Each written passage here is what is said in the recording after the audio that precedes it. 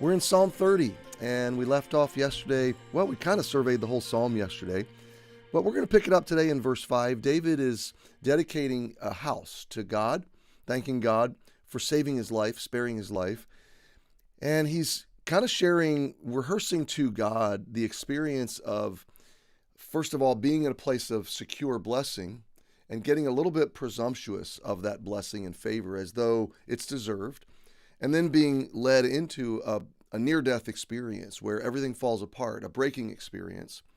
And then in that breaking experience, releasing and relinquishing control to God and respectfully, in subjection, requesting healing and protection and preservation, but at the same time yielding and submitting to God that I'm yours, God, and I submit to you, but then experiencing the deliverance, experiencing God taking us through something, and then coming out of it. And on the other side of it, you have a new sense of perspective. You have a new sense of proportion. And you have a new sense of what is God's blessing. Where did it come from? Why do we have it? And the fact that we're really undeserving and we can never deserve God's favor, but we have it because He is gracious and merciful, and that's a part of His holiness. And David is learning through this experience a very important principle that comes out in verse 5. So verse 4, he says, "Sing unto the Lord, all you saints of His, and give thanks at the remembrance of His holiness." We talked about that yesterday. "For His anger endureth but for a moment. In His favor is life." Now here's what's beautiful about God's favor, okay?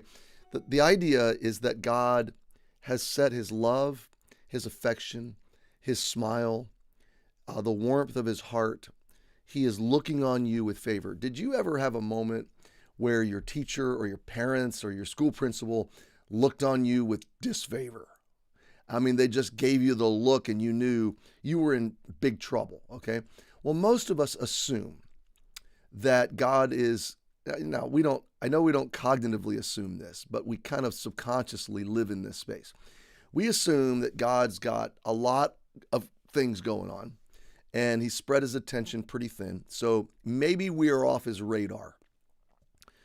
And we kind of prefer to be off His radar as opposed to on His radar, because we know if we're on His radar, He's holy, and we might be getting that look of displeasure and feel the condemnation, the white-hot condemnation of His holiness. This is where the gospel steps in. And Jesus diverts the white-hot rage of God's justice to Himself on the cross and absorbs that judgment so that you can be the object, the apple of God's eye. You can be the object of His favor. And His favor is life. What does David mean? Knowing that when you wake up, the smile of God, the eyes of God are looking on you with delight, that you are His beloved, that you are His delight, that you are a delight to Him and a pleasure to Him. Now, I understand that is hard for us to wrap our minds around. It's hard for us to believe, which is exactly what Satan wants you to experience. He does not want you to really believe that you have as much favor with God as you really have. But didn't Jesus Himself say, if you being evil or sinful can give good gifts to your children, how much more would your Father in heaven give good gifts to His? Didn't Jesus say, take a look at the flowers of the field and the birds of the air, and your Heavenly Father cares for flowers and birds, and how much more would He care for you? And Jesus said that God so loved the world that He gave His only begotten Son. Could you love anything more? Could you cherish anyone more than to give up your own life or the life of your own child for this person? Do you see, my friend, you have the infinite love of God that has been set upon you. His favor is yours, and it's always yours. It's perpetually yours. It's infinitely yours. And the knowledge of that favor, the experience of that favor, is life. Now, the irony of this psalm, this verse, is that David is experiencing this favor through and in the midst of and in the wake of a near-death experience. So he came through a moment where he thought he was going to die. And even in that, he comes out singing God's praise and cherishing God's favor. Why? Because when God walks with you through the valley of the shadow of death, he gives perspective. He gives you the grand story, the grand view, the infinite view, the eternal view, where you get the sense of what David says in the end of verse 5. Weeping may endure for a night, but joy cometh in the morning. The sun is going to rise. And when the sun rises with joy eternally, it's never going to set. And God will wipe all tears from our eyes. So I'm thinking of maybe someone that's viewing this or listening to this today that this week is going to involve some weeping for you. I heard of a family yesterday that a set of grandparents that this one single year they lost all 3 of their adult children.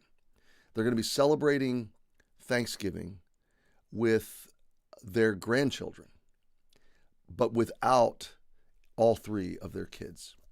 That, my friend, is heartbreaking. And it was because of COVID. And I have friends, dear friends, that have lost not 1 or 2, but 3 family members. I have many dear friends that have lost other very close relatives or friends.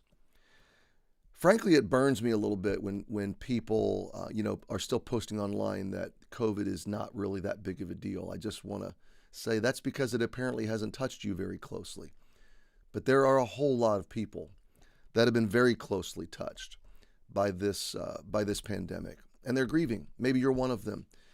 And so, my friend, I leave you with this concept, this verse, this promise of God from the ancient psalmist of Israel, David. Weeping may endure for a night. So weep, grieve to God, grieve with God. He gets it, he understands.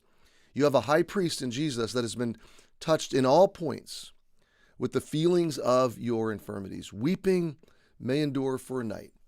And I'm so sorry if you're grieving this holiday season, this Thanksgiving, but hold on to the hope of this promise. Joy comes in the morning. It will, it shall. Jesus rose from the dead to make it possible. So hold on to that hope and sorrow, not as those who have no hope. My friend, happy Tuesday, happy Thanksgiving week. I'll see you tomorrow.